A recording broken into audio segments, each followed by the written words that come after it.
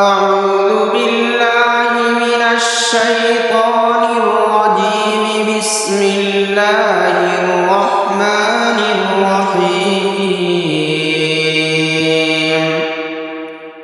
إنا عرضنا الأمانة على السماوات والأرض والجبال فأبين أن يحملنها وأشفقن منها وحملها الإنسان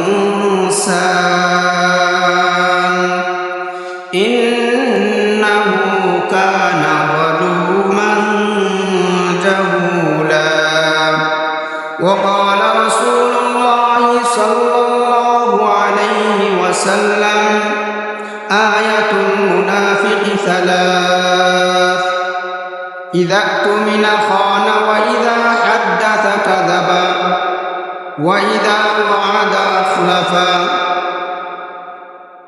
قال رسول الله صلى الله عليه وسلم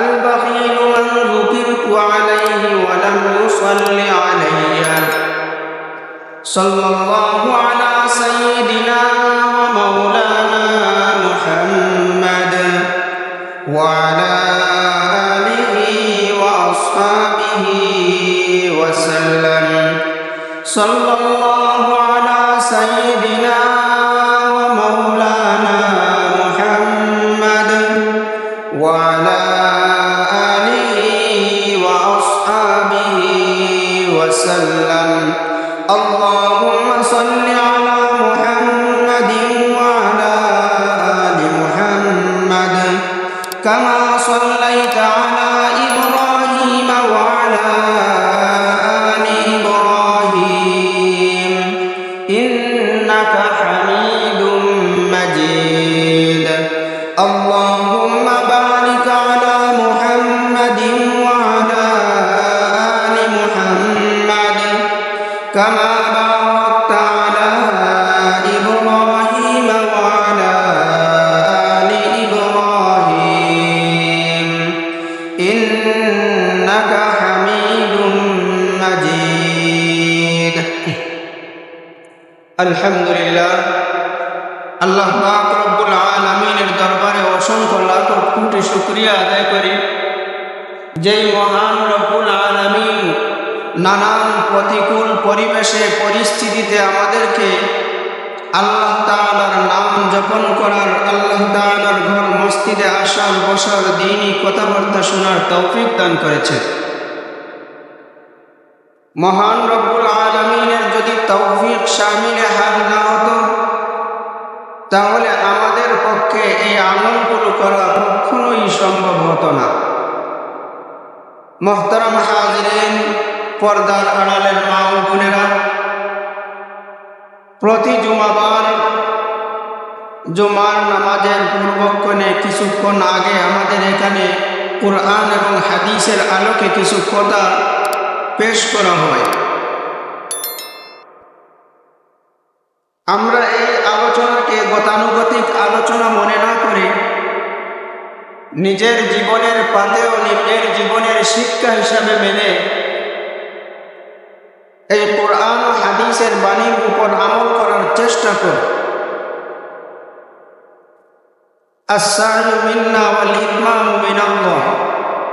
যদি আমরা চেষ্টা করি আমল করার জন্য, আল্লাহ তাআলা ইনশাআল্লাহ তৌফিক দিবেন আমাদেরকে। ওয়া মা তাওফীকি ইল্লা বিল্লাহ। আমি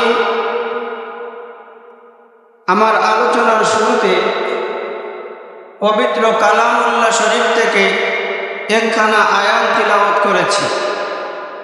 আল্লাহর হাবিব মুহাম্মদুর রাসূলুল্লাহ সাল্লাল্লাহু আলাইহি ওয়াসাল্লামের অসংখ্য আহাদিস থেকে একটি হাদিস পাঠ করেছি। এই আয়াত এবং হাদিস শোনা মাত্রই বোঝা যাচ্ছে আজকের আলোচনা কোন সম্পর্কে হবে। তারপর পরিষ্কার হওয়ার জন্য বলছি, এই আয়াতের মধ্যে আমানতের কথা বলেছেন। হাদিসের মধ্যে 3টি দিক নিয়ে আলোচনা করা হয়েছে। তোর মধ্য থেকে একটি দিক হচ্ছে আমানত। এই আমানত জিনিসটি কি? আমানত সম্পর্কে আমরা অনেক ভুল ধারণার মধ্যে আছি। সাধারণত আমানত বলতে গেলে আমরা বুঝি কোনো মানুষ কারো কাছে নিজের সম্পত্তি কিছু রাখলো আর বলল, এই জিনিসটি আমি আপনার নিকট আমানত রাখলাম, আমার প্রয়োজন অনুসারে এই জিনিসটি আমি আবার নিয়ে নিব। সাধারণত অনেক মানুষ এটাকেই আমানত মনে করে, আমানতের গণ্ডি পরিসীমা এখানের মধ্যেই সীমাবদ্ধ করে ফেলে। এটাও আমানতের একটি রূপ, কিন্তু আমানত এত সংকীর্ণ নয়, এত সীমাবদ্ধ নয়। এই আমানতটি হচ্ছে ব্যাপক। আমাদের জীবনের পরতে প্রতিটি মুহূর্তে আমানত রাখা আছে। আমরা যদি খেয়াল করে আমানতের যথাযথ হক আদায় করতে না পারি, তাহলে আমাদের কাছ থেকে আমানতের খেয়ানত পাওয়া যাবে। যারা আমানতের খেয়ানত করে তাদের ব্যাপারে আল্লাহর রাসূল সাল্লাল্লাহু আলাইহি ওয়াসাল্লাম বলেছেন, লা ঈমানা লিমান লা আমানাতা লাহু। ওই ব্যক্তির প্রকৃত ঈমান নেই যেই ব্যক্তির কাছে আমানতের গুরুত্ব নেই। যেই ব্যক্তি সর্বদা আমানতের খেয়ানত করে, ওই ব্যক্তির ঈমান নয়। তো মুহতারাম হাজিরিন, কুরআনে কারীমের মধ্যে আমানত কোন হিসাবে বলা হয়েছে? আল্লাহ পাক রব্বুল আলামিন কুরআনে কারীমের মধ্যে ইরশাদ করেন, ইন্না আরাদনাল আমানাতা আলাস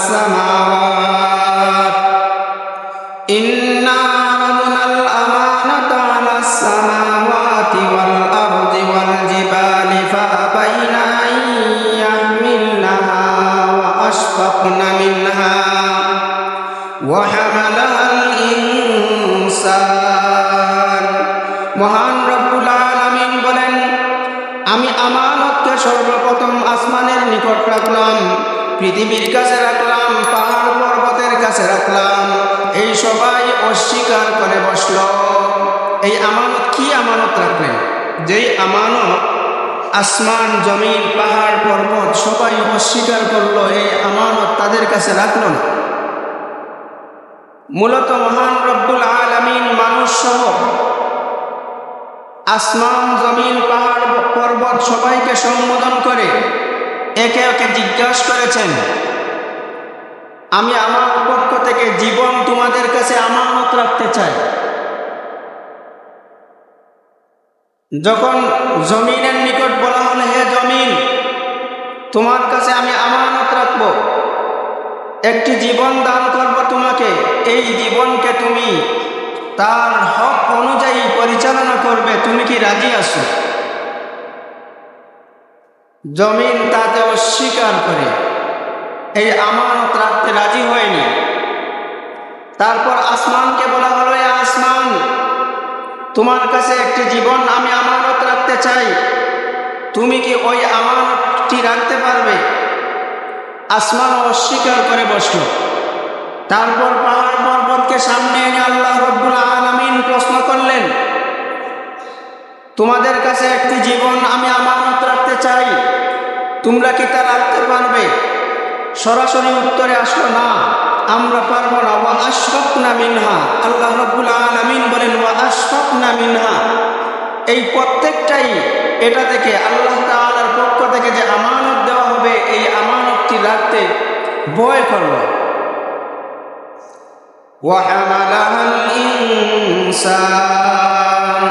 কিন্তু যখন আল্লাহ রাব্বুল আলামিন মানুষকে সম্বোধন করে বললেন, হ মানুষ জাতি, তোমাদের কাছে আমি একটি জীবন আমানত রাখতে চাই, তোমরা কি ওই আমানতকে সংরক্ষণ করতে পারবে? সাথে সাথেই মানুষ বলে ফেলল, হ্যাঁ পারব। আসমান, জমিন, পাহাড়, পর্বত সব কিছুই অস্বীকার করল। আল্লাহ তাআলার পক্ষ থেকে দেওয়া জীবন আমানত রাখলে ভয় পেল। কিন্তু মানুষ জাতি ভয় পেল না, বীরত্বের সাথে হা বলে ফেলল। আল্লাহ রাব্বুল ইজ্জত এই মানুষ জাতির বীরত্বের সাথে হা বলার প্রতি নিন্দা জ্ঞাপন করেন। আল্লাহ রাব্বুল ইজ্জত বলেন, ইন্নাহু কানা যালুমান জাহুলা, এরা অবিচারকারী, জালুম, বারবার জুলুম করবে, নির্যাতন করবে, নিজের নফসের উপর নির্যাতন করবে, অন্য মানুষদের উপর নির্যাতন করবে, পাড়া প্রতিবেশীদের উপর নির্যাতন করবে। জাহুলা, এরা অজ্ঞ। যদি এরা বাস্তবে জ্ঞান সম্পন্ন হতো তাহলে আসমান জমিনের মতো তারাই অস্বীকার করত, এই আমানতকে তারা রাখত না। এই আয়াত থেকে বোঝা যায় আমাদের কাছে যে জীবন দেওয়া হয়েছে, এই জীবনটি আল্লাহ তাআলার পক্ষ থেকে আমানত স্বরূপ আমাদের কাছে দেওয়া হয়েছে। এই জীবনকে আমরা যেভাবে খুশি সেভাবে বিলিয়ে দিতে পারি না। সাথে সাথে এই জীবনের পিছনে আরো অনেকগুলো আমানত আমাদের কাছে রাখা হয়েছে। যেমন আমাদের চোখ, এই চোখ আল্লাহ তাআলার পক্ষ থেকে একটি বড় নিয়ামত। আমাদের যাদের চোখ সুস্থ সবল আছে তার নিয়ামত আমরা ভোগ করতেছি। এই নিয়ামত কতটুকু নিয়ামত এটা আমরা বুঝতে পারি না।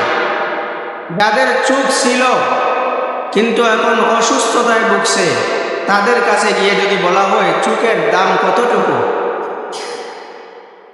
তাহলে সে চোখের দাম কতটুকু এটা বলতে পারবে না, কিন্তু এই নিয়ামতের কতটুকু প্রয়োজন সেটা বলতে পারবে। জন্মের পর থেকে নিয়ে এ পর্যন্ত আমরা চোখ দিয়ে চলাফেরা করতেছি। সকাল সন্ধ্যা রাত সব সময় চোখ আমাদেরকে সেবা দিয়েই যাচ্ছে। এটা আল্লাহ তাআলার পক্ষ থেকে নিয়ামত, এটা আল্লাহ তাআলার পক্ষ থেকে আমানত। এই চোখকে আমরা কিভাবে খরচ করব, এই চোখের সেবার নিয়ামত কিভাবে আমরা আদায় করব?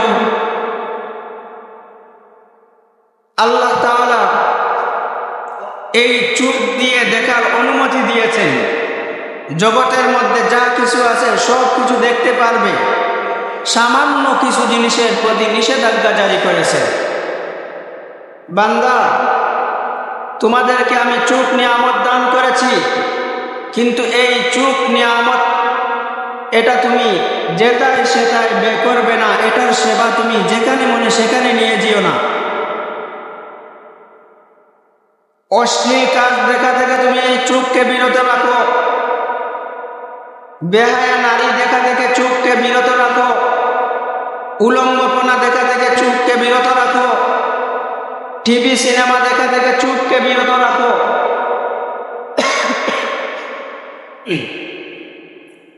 অর্থাৎ সামান্য কিছু বস্তুর প্রতি আল্লাহ তাআলা নিষেধাজ্ঞা জারি করেছেন, আর বাদ বাকি দুনিয়ার মধ্যে পৃথিবীর মধ্যে যা কিছু আছে সব কিছু দেখার অনুমতি দিয়েছে। কিন্তু আমরা জুলুম, নিজের নফসের উপর জুলুমকারী অজ্ঞ মানুষ। জ্ঞান সম্পন্ন হওয়া সত্ত্বেও চতুষ্পদ প্রাণী থেকেও নিকৃষ্ট হতে পারি আমরা। আমরা আল্লাহ তাআলার এই নিয়ামতকে অসৎ উপায়ে ব্যবহার করে থাকি। ইহুদ নাসারারা আমাদের থেকে ঈমানকে হরণ করার জন্য, আমাদের আমলকে বিনষ্ট করার জন্য, আমাদের সন্তানাদিকে দুনিয়ামুখী করার জন্য, তাদের কৃষ্টি কালচার শেখানোর জন্য কতই না ব্যবস্থাপনা করে রেখেছে। তার মধ্য থেকে একটি হচ্ছে অ্যান্ড্রয়েড মোবাইল।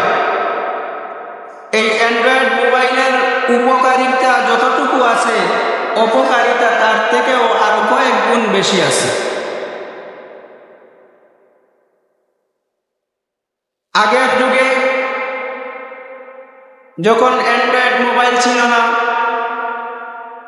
তখন ছেলেমেয়েরা দুষ্টামি করলে মা বাবার চোখের সামনে দুষ্টামি করত, অভিভাবকের চোখের সামনে দুষ্টামি করত, অভিভাবকরা তাদেরকে সচেতন করে দিতেন। কিন্তু বর্তমান সময়ে এমন পরিস্থিতি হয়েছে, ছেলেমেয়েরা দুষ্টামি করে কিন্তু অভিভাবকরা টেরই পায় না, ধরতে পারে না। কারণ আগে দুষ্টামি করত গ্রামে গঞ্জে পাড়ায়, বাড়ির বাহিরে, বাড়ির আঙ্গিনায় অভিভাবকরা সরাসরি দেখতে পারত, কিন্তু এখন যে দুষ্টামি করে ওইটা ঘরের ভিতরেই থেকে করে। ওই দুষ্টামিটা মা বাবারা চাইলেও ধরতে পারে না। অনেক সচেতন মা বাবা তাদের সন্তানকে সচেতনতার সহিত লালন পালন করা সত্ত্বেও দেখা যায় যখন এক সময়ে সে বুঝদার হয়ে গেছে, নিজে নিজে চলাফেরা শিখে গেছে, তখন তার আস্তে আস্তে পূর্বের কৃত দুষ্টামি ধরা পড়ে। অনেক সময় গ্রামের মধ্যে দেখা যায় সবাই বলে একটি ছেলেকে ভালো, একটি মেয়েকে ভালো, কিন্তু বিয়ের উপযোগ্য হওয়ার পর দেখা যায় সে পালিয়ে চলে গেছে।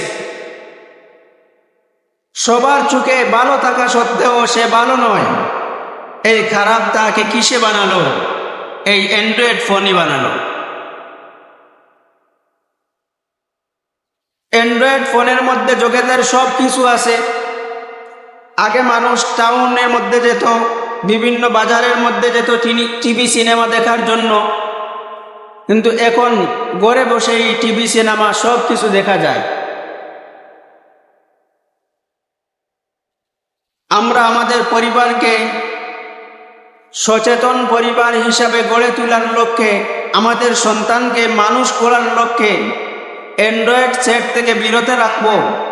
আর যাদের ঘরে অ্যান্ড্রয়েড আছে আমরা বারবার খেয়াল রাখবো তারা কোন পথে যাচ্ছে। এই অ্যান্ড্রয়েড দিয়ে সে কি করছে, কোনো বিপদগামী হচ্ছে কি না, এটা আমরা অবশ্যই খেয়াল রাখতে হবে। দ্বিতীয়ত,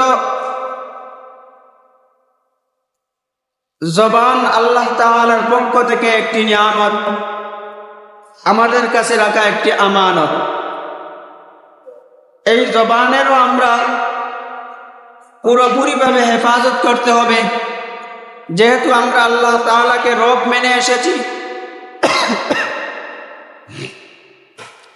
আলমে আরওয়াহের মধ্যে আল্লাহ পাক রব্বুল আলামিন হযরত আদম আলাইহিস সালাম থেকে নিয়ে কিয়ামত পর্যন্ত যত মানুষ আসবে সবার রূহকে একত্র করেছেন এবং বলেছেন, তাদের কাছ থেকে একটি অঙ্গীকার নিয়েছেন। আল্লাহ রাব্বুল ইজ্জত বলেন, আলাস্তু বিরাব্বিকুম ক্বালু বালা, আমি কি তোমাদের রব নই? সবাই এক বাক্যে বলে উঠল, হ্যাঁ আপনি আমাদের রব। আলমে আরওয়াহের মধ্যে আল্লাহ তাআলাকে আমরা রব মেনে এসেছি, এই দুনিয়ার মধ্যেও আল্লাহ তাআলাকে আমরা রব মানতে হবে। যেহেতু আমরা একটি অঙ্গীকার করেছি, এই অঙ্গীকারের খেলাফ যদি করি তাহলে আমানতের খেয়ানত হবে। আর আমানতের খেয়ানত যদি আমাদের পক্ষ থেকে সাদির হয়, আমাদের পক্ষ থেকে যদি প্রকাশ পাওয়া যায়, তাহলে আমরা মুনাফিক হয়ে যাব, আমাদের ঈমান চলে যাবে। তো আল্লাহ তাআলা আমাদের কাছে জবানকে রেখেছেন আমানত স্বরূপ। এই জবানের যথাযথ আমরা হেফাজত করতে হবে। এই জবানকে আল্লাহ তাআলা দান করেছেন আল্লাহ তাআলার জিকির আজকার করার জন্য, আল্লাহ তাআলার বড়ত্বই বর্ণনা করার জন্য, আল্লাহ তাআলার নাম জপন করার জন্য। এই জবান দিয়ে যত জিনিস বলা যায় সব কিছু বলা আল্লাহ তাআলা বৈধ করেছেন, সামান্য কিছু জিনিস থেকে আল্লাহ তাআলা নিষেধাজ্ঞা জারি করেছেন। এই জবান দিয়ে মিথ্যা বলা যাবে না, চুগলখুরি করা যাবে না, অঙ্গীকার দিয়ে অঙ্গীকার ভঙ্গ করা যাবে না। যদি আমরা এই জবান দিয়ে মিথ্যা বলি, অশ্লীল ভাষায় গালাগালি করি, যদি আমরা ওই জবান দিয়ে অন্যের গীবত করি, পরনিন্দা করি, তাহলে আমাদের জবানকে আল্লাহ তাআলা যে জন্য দান করেছেন সেই হক আমরা আদায় করতে পারলাম না, আমরাও মুনাফিকের কাতারে চলে গেলাম। কান আল্লাহ তাআলা আমাদেরকে দান করেছেন, এই কান অনেক বড় একটি নিয়ামত। আমাদের কান যদি সুস্থ সবল না থাকে, তাহলে নিজের সমাজের, নিজের ঘরের লোকেরাও আস্তে আস্তে আমাদেরকে গালাগালি করে। আমরা শুনতে পারি না বিদায় এর কোনো প্রতিক্রিয়া দেখা দেয় না। কানকে যা কিছু আছে সব কিছু শোনার আল্লাহ তাআলা অনুমতি দান করেছেন, সামান্য কিছু জিনিস থেকে আল্লাহ তাআলা নিষেধাজ্ঞা জারি করেছেন। এই কান দিয়ে গান বাজনা শোনা যাবে না, পরনিন্দা শোনা যাবে না, মিথ্যা কথা অন্য বলতেছে আপনি শুনতে পারবেন না, এগুলোর অনুমতি নেই। এই কানকে মূলত দান করা হয়েছে আল্লাহ তাআলার জিকির শোনার জন্য, আল্লাহ তাআলার আজানের আওয়াজ শোনার জন্য, এলায়ে কলিমাতুল্লাহর জন্য। যা কিছু আদেশ করা হয়, হুকুম করা হয়, এলান করা হয়, তা শোনার জন্য আল্লাহ তাআলা আমাদেরকে কর্ণ দান করেছেন। এই কর্ণেরও যথাযথ হেফাজত করতে হবে। মোট কথা আল্লাহ তাআলা আমাদের বডির মধ্যে যা কিছু দান করেছেন সব কিছু আল্লাহ তাআলার পক্ষ থেকে আমাদের কাছে আমানত। এই আমানতের খেয়ানত কোনো অবস্থাতেই করা যাবে না। যদি আমানতের খেয়ানত করা হয় তাহলে কি হবে? সর্বপ্রথম হাদিসের মধ্যে বলা হয়েছে মুনাফিককে চেনা যায় বিভিন্ন নিদর্শনাবলীর মধ্য থেকে। তার মধ্য থেকে একটি হচ্ছে ওই ব্যক্তি প্রকৃত মুনাফিক যার কাছে যে ওয়াদা করে আবার ওয়াদা ভঙ্গ করে, যে মিথ্যা বলে, যখন কথা বলে তখন মিথ্যা বলে, ওই ব্যক্তি প্রকৃত মুনাফিক যার কাছে আমানত রাখা হয় আবার সে ওই আমানতের খেয়ানত করে বসে।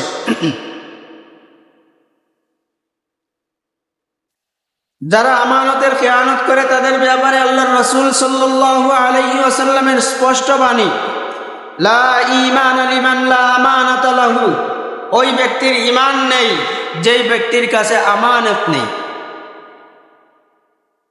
এই আমানতের গণ্ডিকে আমরা যদি ব্যাপক পরিসরে ধরতে পারি তাহলে আমাদের জীবনের প্রতিটি পরতে পরতে, আমাদের জীবনের প্রতিটি দিকে আল্লাহ তাআলার পক্ষ থেকে আমানত দেওয়া হয়েছে। যদি আমি মুনাফিকের খাতা থেকে, মুনাফিকের লিস্ট থেকে আমার নামকে বাঁচাতে চাই তাহলে আমি সেইভাবে খেয়াল করে চলতে হবে। মোহতারাম হাজিরিন, যে ব্যক্তি গড়ের কর্তা হবে, গড়ের পরিচালক হবে, গড়ের অভিভাবক হবে, বাড়ির অভিভাবক হবে, গ্রামের অভিভাবক হবে, পাড়া মহল্লার অভিভাবক হবে, এই পাড়া মহল্লার প্রতিটি ছোটোখাটো জিনিস তার কাছে আমানত। তার ফ্যামিলির সব কিছু তার কাছে আমানত। যদিও দুনিয়ার কোনো মানুষ তাকে হয়তো জিজ্ঞাসা করবে না তোমার এই কাজটি এমন হলো কেন, তুমি এই গ্রামে থাকা অবস্থায়, তুমি এই ফ্যামিলির মধ্যে থাকা অবস্থায়, কেউ জিজ্ঞাসা করো বা না করো, কিন্তু মহান রব্বুল আলামিন কাল কিয়ামতের দিন জিজ্ঞাসা অবশ্যই করবেন। আলা কুল্লুকুম রাঈন ওয়া কুল্লুকুম মাসউলুন আন রাইয়াতিহি, প্রত্যেক মানুষকে তার আওতাধীন যা কিছু আছে সব কিছু সম্পর্কে তাকে জিজ্ঞাসা করা হবে। আমিরকে, বাদশাকে তার প্রজা সম্পর্কে জিজ্ঞাসা করা হবে, ঘরের কর্তাকে তার ঘর সম্পর্কে জিজ্ঞাসা করা হবে, তার ছেলে মেয়ে সম্পর্কে জিজ্ঞাসা করা হবে। কাল কিয়ামতের দিন রব্বুল আলামিন হাশরের ময়দানে সবার সামনে দাঁড় করিয়ে তাকে বলবেন, ওই ছেলে মেয়েগুলা তোমার কাছে আমি আমানত রেখেছিলাম, ওই ছেলে মেয়ে সম্পর্কে তুমি কিভাবে পরিচালনা করেছিলে, ওই ছেলে মেয়েদেরকে তুমি কতটুকু দিন শিক্ষা দিয়েছিলে, ওই ছেলে মেয়েদেরকে তুমি মহান রব্বুল আলামিনের পরিচয় কতটুকু দান করেছিলে। যদি মহান রব্বুল আলামিন ওই প্রশ্ন একবার কাউকে করেন আর আমরা সঠিকভাবে জবাব দিতে না পারি তাহলে ওই সময় সবার সামনে আমাদের অবস্থা কি হতে পারে? তাই কাল কিয়ামতের দিন সবার সামনে জবাব দেওয়ার আগে রাতে ঘুমানোর সময় নিজে নিজে আত্মসমালোচনা করার প্রয়োজন, নিজে নিজে হিসাব মিলানোর প্রয়োজন। আমি এই পরিবারের কর্তা, এই পরিবারের দেখাশোনার দায়িত্ব আমার, এই পরিবার সম্পর্কে আমাকেই জিজ্ঞাসা করা হবে। মহান রব্বুল আলামিন এই পরিবার থেকে যতটুকু গুনাহ প্রকাশ পাচ্ছে সব কিছুর দায়ভার আমার কাঁধের মধ্যে দিয়ে দিবেন। তখন আমি মহান রব্বুল আলামিনের নিকট কিভাবে কি জবাব দিব?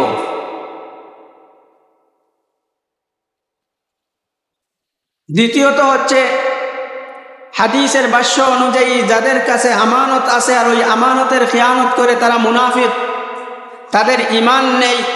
মুনাফিকের স্থান কোথায়? ইন্নাল মুনাফিকিনা ফিদ-দারকিল আসফালি মিনান নার, জাহান্নামের নিম্ন গাড়া যেটি আছে, যে স্তর আছে, ওই স্তরের মধ্যে মুনাফিকের জায়গা। আল্লাহ রব্বুল ইজ্জত আমাদেরকে মুনাফিক বনা থেকে বিরত থাকুন, হেফাজত রাখুন। আমরা অনেকেই নিজে নামাজ পড়ি, নিজে রোজা রাখি, যেভাবেই নামাজ পড়ি, যেভাবেই রোজা রাখি, কিন্তু আমার ফ্যামিলি সম্পর্কে আমার তেমন খেয়াল নেই। আমার স্ত্রী নামাজ পড়তেছে কিনা, আমার ছেলে নামাজ পড়ছে কিনা, আমার ছেলের বউ নামাজ পড়তেছে কিনা, আমার ঘরের মধ্যে যে ছোট বাচ্চা কাচ্চা আছে এগুলা দিন শিক্ষা করতেছে কিনা, এগুলা দেখার আমার টাইম নেই। দুনিয়ার ব্যস্ততা, সব কিছু দুনিয়ার ব্যস্ততা। আপনার যদি ঈমান ঠিক থাকে, দুনিয়ার ব্যস্ততা যতই হোক না কেন, আপনার ঈমানের দায়বদ্ধতা থেকে আপনি সব কিছু খেয়াল রাখতে পারবেন। আপনার দায়বদ্ধতা দুনিয়ার ব্যস্ততা হযরত ওমর ফারুক রাদিয়াল্লাহু তাআলা আনহু থেকে কি বেশি ছিল? হযরত ওমর ফারুক রাদিয়াল্লাহু তাআলা আনহু একাধারে আমিরুল মুমিনিন ছিলেন, ইসলামের দ্বিতীয় খলিফা। যখন উনি আমিরুল মুমিনিন তান খেলাফতকালে অর্ধ জগতের বাদশা ছিলেন। শুধু একটি ফ্যামিলি নয়, একটি মহল্লা নয়, একটি দেশ নয়, বরং অর্ধ জগৎ, গোটা পৃথিবীর অর্ধেক জায়গার, অর্ধেক স্থানের বাদশা ছিলেন আমিরুল মুমিনিন হযরত ওমর রাদিয়াল্লাহু তাআলা আনহু। একাধারে তিনি ছিলেন মুজাহিদ, একাধারে তিনি ছিলেন মুবাল্লিগ, অর্থাৎ ইসলামের দ্বীন পৌঁছানোর জন্য যাদের কাছে, অমুসলিমদের কাছে বার্তা পৌঁছানো, কাফের কুফফার ইয়াহুদ নাসারাদের সাথে যুদ্ধ করা, বিভিন্ন জায়গায় সেনা মোতায়েন করা, বিভিন্ন এলাকার মধ্যে গভর্নর নিযুক্ত করা, এই সব কিছুর দায়বদ্ধতা ছিল হযরত ওমর ফারুক রাদিয়াল্লাহু তাআলা আনহু। তো হযরত ওমর ফারুক রাদিয়াল্লাহু তাআলা আনহুর সামনে যখন এই হাদিসটি আসলো, আলা কুল্লুকুম রাঈন ওয়া কুল্লুকুম মাসউলুন আন রাইয়াতিহি, আমিরকে তার ইমারত সম্পর্কে কাল কিয়ামতের ময়দানে জিজ্ঞাসা করা হবে যে উনি আমির থাকা অবস্থায় উনার খেলাফতকালে উনার পরিধির ভিতরে মানুষ কিভাবে আমল করছে, কি খাচ্ছে, জুলুমে নির্যাতন হচ্ছে কিনা, এরা ইবাদত বন্দেগী করতেছে কিনা, এই সবগুলা বুঝার জন্য আমিরুল মুমিনিন হযরত ওমর ফারুক রাদিয়াল্লাহু তাআলা আনহু উনার উপর 5 ওয়াক্তের ফরজ যে আসিল এগুলা আদায় করার সাথে সাথেও, ইমারতের সব দায়িত্ব আদায় করার সাথে সাথেও উনি প্রজাদের, সাধারণ জনগণ থেকে আমিরুল মুমিনিনের অভ্যাস সম্পর্কে, ব্যবহার সম্পর্কে উনি জানতে চাইতেন। অনেক সময় ছদ্মবেশে যারা আমিরুল মুমিনিন হযরত ওমর রাদিয়াল্লাহু তাআলা আনহুকে চিনে না, ছদ্মবেশে উনাদের কাছে যেতেন, গিয়ে আমিরুল মুমিনিন সম্পর্কে জিজ্ঞাসা করতেন। সবাই বলতো আমিরুল মুমিনিন, আমরা আগে মনে করতাম যে উনি অনেক রাগী মানুষ, উনার অনেক রাগ, খেলাফতকালে উনি কি যে করবেন, কিন্তু বাস্তবতা হলো উনার রাগ সব কিছু হচ্ছে কুফফারদের বিরুদ্ধে। যেভাবে কুরআনে কারীমের মধ্যে সাহাবায়ে কেরাম রিজওয়ানুল্লাহি তাআলা আলাইহিমদের গুনাগুণ, সিফাত, আওসাফ বয়ান করা হয়েছে। আশিদ্দাউ আলাল কুফফার রুহামাউ বাইনাহুম, আমার সাহাবায়ে কেরাম হচ্ছেন আশিদ্দাউ আলাল কুফফার, অমুসলিমদের সাথে, কাফের কুফফারদের সাথে কঠোর, রুহামাউ বাইনাহুম, তারা পরস্পর হচ্ছেন রহমদিলি, দয়ালু। তো হযরত ওমর রাদিয়াল্লাহু তাআলা আনহুর এত ব্যস্ততা থাকা সত্ত্বেও অর্ধ জাহানের